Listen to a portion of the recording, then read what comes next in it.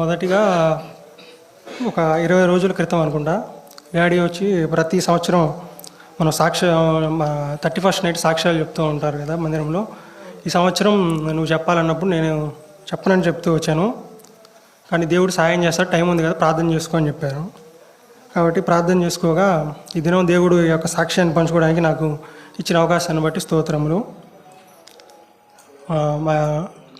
మీ అందరికీ తెలిసినదే, మా యొక్క నాన్నగారు ముస్లిం యొక్క కుటుంబం నుంచి రక్షించబడుతూ వచ్చారు. ఆయన పేరు షేక్ నాగూర్ మీరావలి. అలాగే మా అమ్మగారి పేరు మానస, ఆమె కూడా ముస్లిం కుటుంబం నుంచి రక్షించబడుతూ వచ్చింది. వారిద్దరూ ప్రభు పెద్దల ద్వారా నిశ్చయించబడిన యొక్క వివాహంలో వారు జతపరచబడి వారికి వివాహం జరిగినది.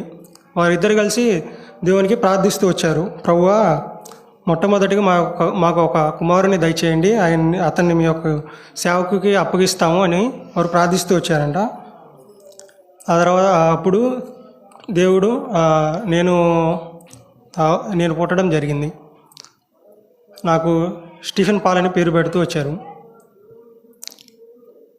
కాబట్టి చిన్నప్పటి నుంచి నేను దేవుని యొక్క సన్నిధిలో, అంటే దేవుని యొక్క మందిరంలో పెరుగుతూ వచ్చాను. అంటే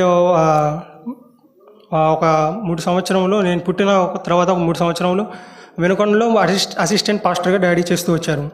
కాబట్టి అక్కడ, అలాగే కొన్ని నెలలు ఊటుకూరులో ఉంటూ వచ్చాము. తర్వాత ఇక్కడ గొల్లపాడుకు వస్తూ వచ్చాము.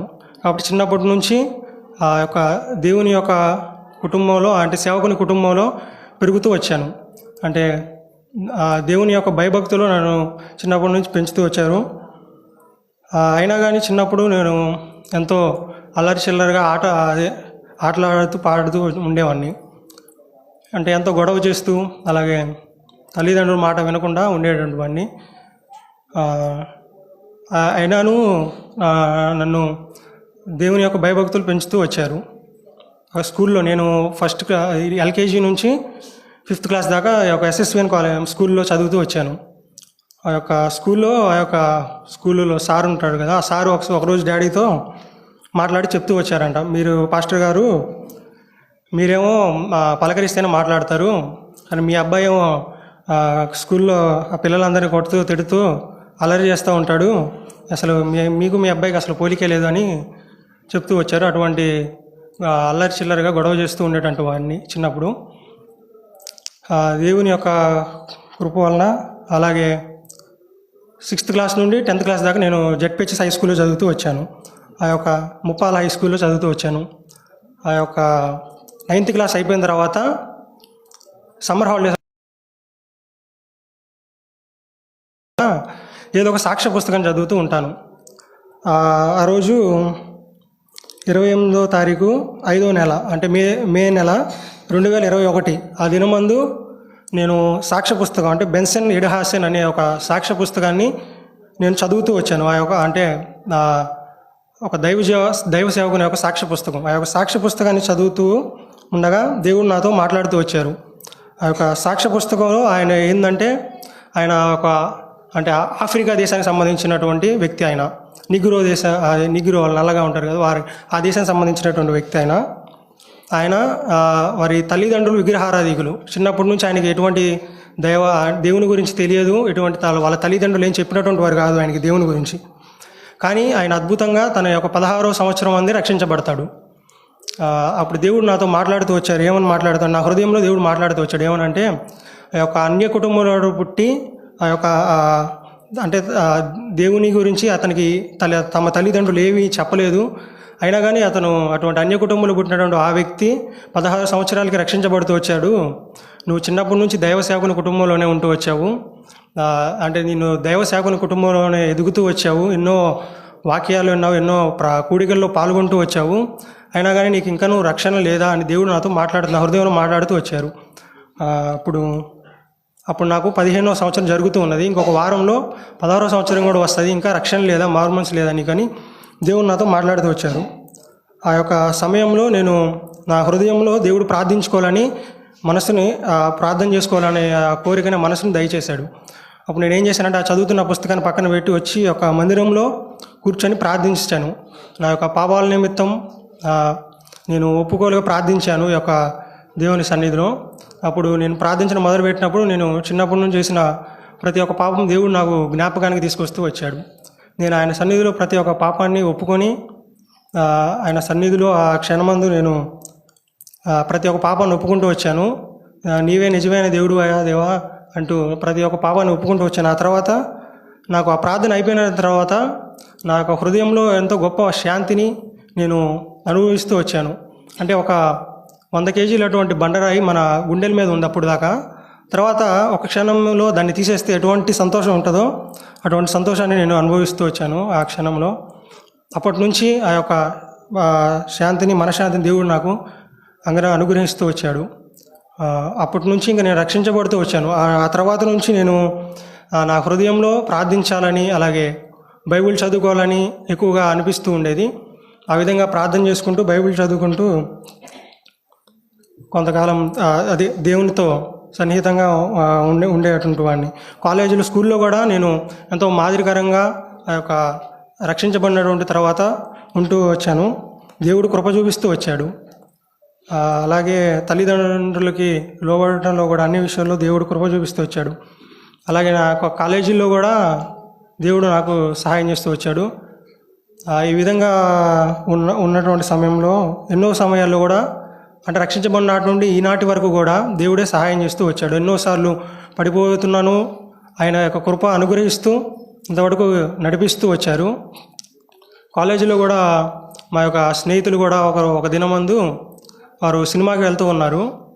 నన్ను కూడా మా యొక్క స్నేహితుడు రారా, నేను కూడా తీసుకెళ్తాను నేను సినిమాకి, నేను టికెట్ నేను పెట్టుకుంటాలే రా అన్నాడు.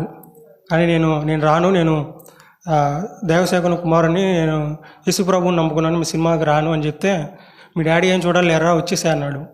నేను చెప్పాను, డాడీ కాదు మా దేవుడు చూస్తాడు, నేను రానులే అని చెప్పేశాను. ఆ విధంగా దేవుడు అన్ని విషయాల్లో దేవుడు సహాయం చేస్తూ నడిపిస్తూ వచ్చాడు. ఇంతవరకు ప్రభువే నన్ను నడిపిస్తూ వచ్చాడు. ఇక ముందు కూడా ఆయన సాక్షిగా జీవించడానికి ప్రభువే సహాయం చేయనుగాక. అలాగే నా కొరకు మీరు ప్రార్థించండి. చివరి వరకు దేవుని కొరకే నమ్మకంగా జీవించడానికి, ఆయన కొరకే సాక్షిగా జీవించడానికి మీరే ప్రభు సహాయం చేయలాగా మీరు ప్రార్థించండి. నేను ప్రస్తుతానికి బీటెక్ సెకండ్ ఇయర్ చదువుతున్నాను. నాకు చదువుల్లో కూడా దేవుడు సహాయం చేయలాగున, ఆయన కృపని, జ్ఞానాన్ని, అలాగే కాలేజీలో ఎక్కడికి వెళ్తే అక్కడ దేవుని కొరకే నమ్మకమైన సాక్షిగా జీవించలాగున, అనేక మందిని, కొంతమంది యవన బిడ్డలనైనా నా యొక్క జీవితం ద్వారా ఆకర్షించి దేవుని యొద్దకు నడిపించలాగున మీరు నా కొరకు ప్రార్థించి చేయమని కోరుకుంటూ ఈ చిన్ని సాక్ష్యాన్ని. అలాగే నేను బాప్తిస్మం అదే సంవత్సరంలో, నేను ఏ సంవత్సరంలో అయితే రక్షించబడుతూ వచ్చాను అదే సంవత్సరంలో 1వ తారీఖు డిసెంబర్ 1వ తారీఖున నేను బాప్తిస్మం తీసుకుంటూ వచ్చాను. అంటే హృదయంలోనే కాకుండా భౌతికంగా కూడా నేను నాకు బాప్తిస్మం సాక్ష్యాన్ని, అంటే భౌతికంగా కూడా నేను సాక్ష్యాన్ని చెప్తూ వచ్చాను. బాప్తిస్మం ద్వారా దేవుడు ఆ విషయంలో కూడా సహాయం చేస్తూ వచ్చారు. ఈ చిన్ని సాక్ష్యం ప్రభు దీవించును గాక. ఆమేన్.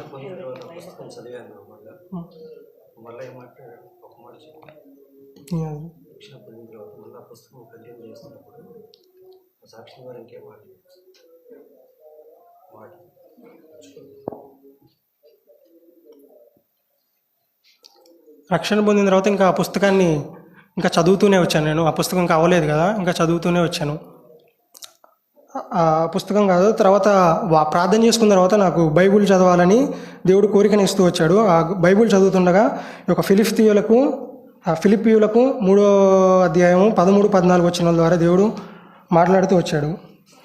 ఏంటంటే, అయితే ఒకటి చేయుచున్నాను, వెనుక ఉన్నవి మరిచి ముందున్న వాటి కొరకై వేగిరపడుచు క్రీస్తు యేసునందు దేవుని ఉన్నతమైన పిలుపు నాకు కలుగు బహుమానమును పొందవలెనని గురి యొద్దకే పరుగెత్తుచున్నాను.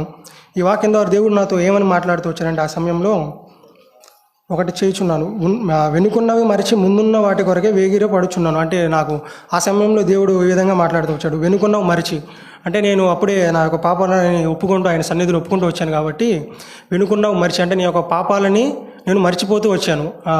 నీ యొక్క పాపాలని నేను నా యొక్క రక్తంలో కడుగుతూ వచ్చాను, మర్చిపోతూ వచ్చాను. కాబట్టి నువ్వు కూడా వాటిని మర్చిపో, అలాగే ముందున్న వాటి కొరకే వేగిరపడు. ఇక ముందున్న జీవితాన్ని నా కొరకే జీవించడానికి నువ్వు వేగిరపడు అని యొక్క మాటని దేవుడు నాతో మాట్లాడి ఇంకా నన్ను బలపరుస్తూ నాకు స్పష్టతను దయచేస్తూ వచ్చాడు. అలాగే క్రీస్తు యేసునందు దేవుని ఉన్నతమైన పిలుపు నాకు కలుగు బహుమానం పొందవలెనని, ఇక ముందున్న నీ యొక్క జీవితాన్ని నీ యొక్క గురి యొద్దకే సాగులాగా జీవించమని దేవుడు ఆ విధంగా మాట్లాడుతూ వచ్చారు. ఇది ఒక చిన్న సాక్ష్యాన్ని ప్రభు దీవించును గాక.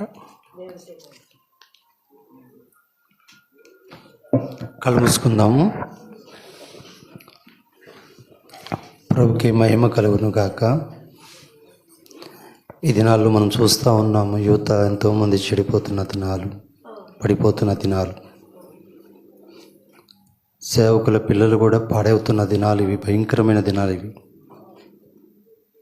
యవన ప్రాయంలో ఒక యవన బిడ్డ రక్షించబడ్డు, మన సంఘంలో కొద్దిమంది రక్షించబడ్డారు, దాన్ని బట్టి స్తుతిస్తున్నాను. ఇంకా అనేకులు రక్షించబడాలి. మా చిన్నోడు కూడా ఇంకా లోతైన కార్యం జరగాలి. ప్రార్థన చేయండి. ప్రతి బిడ్డ పట్ల దేవుడు ఒక ప్రణాళిక కలిగి ఉన్నాడు. కనుక స్టీఫెన్ పాల్ను రక్షించిన దేవుడు మాట్లాడటానికి దేన్నైనా వాడుకుంటాడు, ఏ సాక్ష్యాన్నైనా వాడుకుంటాడు, ఏ సందర్భాన్నైనా వాడుకుంటాడు. కాబట్టి తన యవన జీవితాన్ని ప్రభుకు అప్పగించుకున్నాడు, రక్షించబడ్డాడు.